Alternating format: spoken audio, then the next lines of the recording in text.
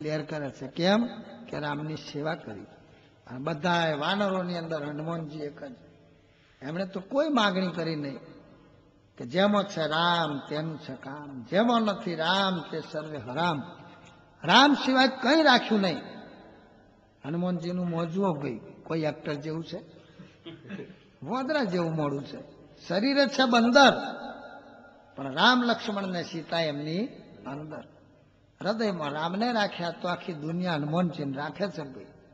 કોઈ પણ બજારમાં જઈને જુઓ તો હનુમાનજી મહારાજનું બોર્ડ છે. Bajrang Paan house, Bajrang cycle store, Hanuman Kapad Bhandar, Hanuman વાસણ ભંડાર. અમે દાહોદ ગયેલા હતા કે બજારનું નામ જ હનુમાન બજાર, પણ કોઈ બજારમાં રાવણનું બોર્ડ જોયું ભાઈ? કઈ રાવણ પાન હાઉસ છે? તો કોઈ જગ્યાએ દુર્યોધન હાઉસિંગ સોસાયટી છે? શકુની મામા ગેસ્ટ હાઉસ જોયું? કઈ શિશુપાલ નોવેલ્ટી ઘર છે? આ કયા દુશાસન સાડી સેન્ટર છે? તો ભગવાન અને એના ભક્તની વિરુદ્ધમાં પડ્યા, એનું દુનિયામાં નામ નિશાન રહ્યું નહીં. પણ હનુમાનજી રામના પક્ષમાં જોડાઈ ગયા. રામ સિવાય કંઈ રાખ્યું નહીં. તો કોઈ પણ મંદિરના દરવાજામાં જુઓ, ચાહે રામજી મંદિર હોય, વૈષ્ણવનું મંદિર હોય, શિવાલય હોય, જૈન મંદિર હોય, સ્વામિનારાયણ મંદિર હોય, પણ દરવાજામાં હનુમાન દાદા ખરા. દરવાજાની રે મોહી રૂડા ગણપતિ બિરાજે.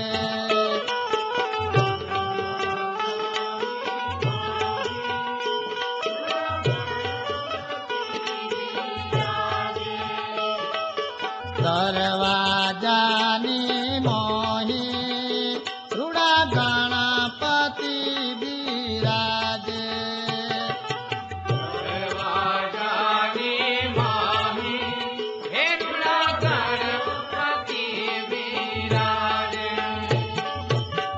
ગણપતિ દેવની સામે રૂડા હનુમાનજી દર્શન આપે.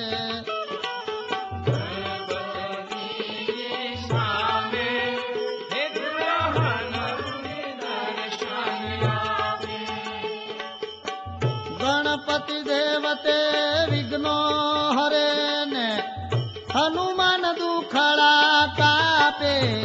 સ્વામી નારાયણ નારાયણ નારાયણ બોલ જોરે બોલ. સ્વામી નારાયણ નારાયણ નારાયણ બોલ જોરે લક્ષ્મી નારાયણ નારાયણ નારાયણ બોલ જોરે લોલ.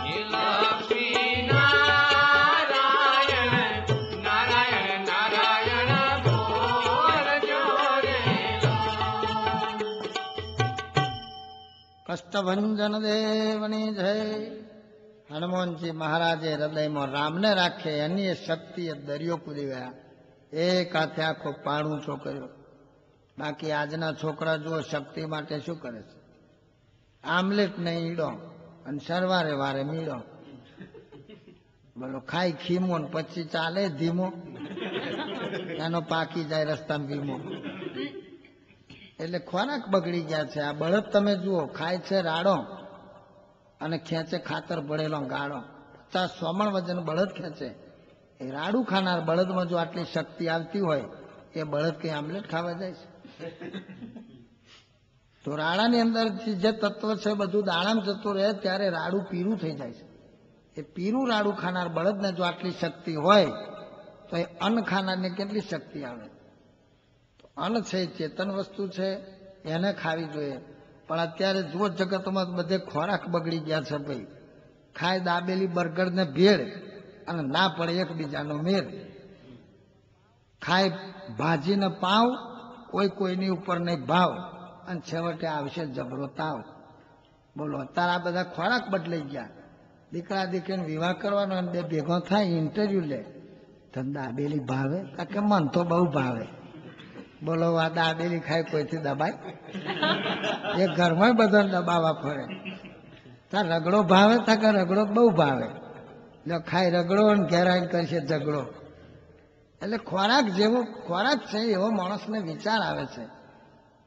શાસ્ત્રની અંદર અમુક વસ્તુ ખાવાની ના લખી છે એનો પણ કારણ હોય છે. એક ભાઈને મેં પૂછ્યું કે તમે સત્સંગી છો, લસણ ડુંગળી ખાવ છો? તા કે ભગત એવું છે ને અમે કાયમ નહીં ખાતા, પણ ફીસ્ટ રાખીએ તે દાળ ખાઈએ. એટલે ફીસ્ટ ક્યાં રાખવાની? તા કેવું છે ને ભગત, ઓંકડો પાક્યો હોય ને તે દાળ ફીસ્ટ રાખવાની. એટલે ઓંકડા ભરોસો તા કે એ તો રોજ નહીં ભરવાના, પણ એવું છે ને જે દાળ છોકરો ખીસું કાપી લાયા હોય એ પૈસા ઓંકડા ભરી દેવાના. એટલે તમારો છોકરો ખીસું કાપે તો કે ના, એ અમારો ધંધો નહીં, એ તમારો સાઈડ બિઝનેસ છે. કાયમ ખિસ્સા નહીં કાપવાનો, પણ અમારો છોકરો પૂનમ ભરવા ગયો હોય ડાકોર અને તે દાડે એમને લાગ આવે તો ખિસ્સું કાપી લે. બોલો આવી પૂનમ ભરે ઠાકોરજી જરાય શરમ ભરે? ઘણા માણસો એવી પૂનમ ભરે, ચાલીને ડાકોર જાય, વડતાલ જાય, વીરપુર જાય, સત્તાધાર જાય, પણ મંદિરમાં ગયા પછી આખો પ્રોગ્રામ બગાડી નાખે. ડેરાની અંદર ઉભા રહે, બોલો રાજા રણછોડની જય, કૃષ્ણ કનૈયાલાલની જય. પછી ભગવાન તઈ રે અને ભાઈ ગડબડ ચાલુ કરી દે. ઓ પ્રવીણભાઈ આવી ગયા, ભીખુભાઈ આવ્યા છે, ગોવિંદભાઈ આવ્યા છે, આ શવીભાભી આવ્યા છે, રમીલાભાભી આવ્યો. હા, તમારે કોકીલાને ઠેકોણ પડી ગયો. અને પેલું ભૂરી ભેંસ લાવે તો રાગે પડી. રાજા રણછોડ કે સોન મળો તું જ રાગે પડી ને ભાઈ, અહીં ડેરામાં આવીને ભેંસો રાગે પાડવા આવ્યો છું. બોલો આખી જિંદગી આવીને આવી પૂનમ ભરે હતા, ઠાકોરજી જરાય શરમ ભરે? ના ભરે. એ તો નટ ચડે વાળી ધોરડે જોવા મળે છે સગળું ગામ, પણ નટ ના જુવે કોઈને, જો જુએ તો બગડે કામ. સર્કસનો નટ દોરડા ઉપર ચાલે, હજારો લોકોની ઓડિયન્સ એની સામું જોવે છે, પણ એ નટ કોઈની સામું જોતો નથી. એ નટ જો નજર ચૂકે તો દોરડા ઉપરથી ગબડે, અને ગબડે એટલે ઓડિયન્સમાં બેઠેલો છોકરો બબડે કે એ પડી એ પડી, દૂર ઉડાડે ને દેખલાય ઉડાડે પડી. એટલે નટ છે એ દોરડાની સામે જ નજર રાખે છે. એક ફોટો પાડવાનો હોય તો કેમેરા વાળો આમ રેડી કે, એટલે મોયરામ બેઠેલો વર કરીને આમ રેડી થઈ જાય, પણ બે ઉભા થઈને ધૂણવા માંડે, ફોટામાં બરકત આવે. એક સોયમાં દોરો પરવો હોય તો આમ ધ્યાન રાખવું પડે, નહીં તો આખી રાત જતી રહે તો દોરો પરવાય નહીં. એટલે દરેક કાર્યમાં એટેન્શન, ડ્રાઈવર પણ જો એટેન્શનમાં ગાડી ચલાવે તો એક્સિડન્ટ ના થાય. પણ વરોક વાળો રસ્તો હોય, સ્પીડ ઓછી ના કરે અને ટર્નિંગમાં ગાડી સ્લીપ ખાઈ જાય તો સામે લીમડાનું ઝાડ હોય એના થળિયામાં ગાડી ટકરાઈ જાય ને બેઠેલો અંદર અકરાઈ જાય. પણ ઉપાધિ થઈ જાય ને ક્યારે તોરણ સુકાઈ જાય, ભાઈ વરઘોડિયું થઈનું થઈ જ રહી જાય. એટલે દરેકે વિચાર કરવાનો છે, ટેન્શન ને એટેન્શન, મગજ ઉપર દરેકને ટેન્શન છે. ટેન્શનને ઓછું કરવું હોય તો ભગવાન સામે એટેન્શન રાખવું, ભગવાનની સામું જોવો, એનો દર્શન કરો. પણ દુઃખની વાત છે અત્યારે તો 3-3 કલાક ટીવી સામે તાકી રહે અને પ્રભુનું દર્શન બાકી રહે. પ્રભુનો દર્શન કરવાનો થાય ત્યારે સૌને કંટાળો આવે છે. એક મુસલમાન ધર્મમાં જુઓ અને નમાજ પડવાનો ટાઈમ થયો હોય તો મુસલમાન જો હોય તો નમાજ પડે છે. મુસ્લિમ સમાજ ને ટાઈમ ટુ ટાઈમ પડે નમાજ. જ્યારે આપણે હિન્દુની અંદર મંદિરની અંદર જો નગારો ઘંટ શા માટે મૂક્યા છે? આપણા ઈષ્ટદેવ બહેરા છે? ઠાકોરજી બહેરા નથી, પણ બહાર ઓટલે બેઠા હોય એમને ખબર પડે કે ભાઈ આરતીનો ટાઈમ થયો. પણ દુઃખની વાત છે કે મંદિરમાં નગારો ઘંટ વાગે ત્યારે બહાર ઓટલે બેઠેલા ઘર બાજુ ભાગે, ઉઠો ના ઉઠો કે છે, ખાવાનો ટાઈમ થઈ ગયો. તમારે ખાવા માટે ઘંટ ગોઠવાયા છે? નિશાળના ઘંટ વાગે એટલે છોકરો છૂટીને ખાવા જાય, અને મંદિરોના ઘંટ વાગે એટલે ગઈડિયા ડોસા ઘેર ખાવા ઉપડે. પણ જે પ્રભુએ તમને ખાવાનું આપ્યું છે, બુદ્ધિ આપી, શક્તિ આપી, એનો દર્શન કરવા જશો તો વાંધો આવવાનું જ ભાઈ. પરમાત્માએ આપણને આ દ્રષ્ટિ આલી છે, તેનો દર્શન કરવાનો, ટાઈમે આરતી કરવાની. હિન્દુ ધર્મમાં પવિત્ર વિધિ આરતીની છે. આરતી બારતી લોકો કહે છે ને, આરતી બારતી કરી.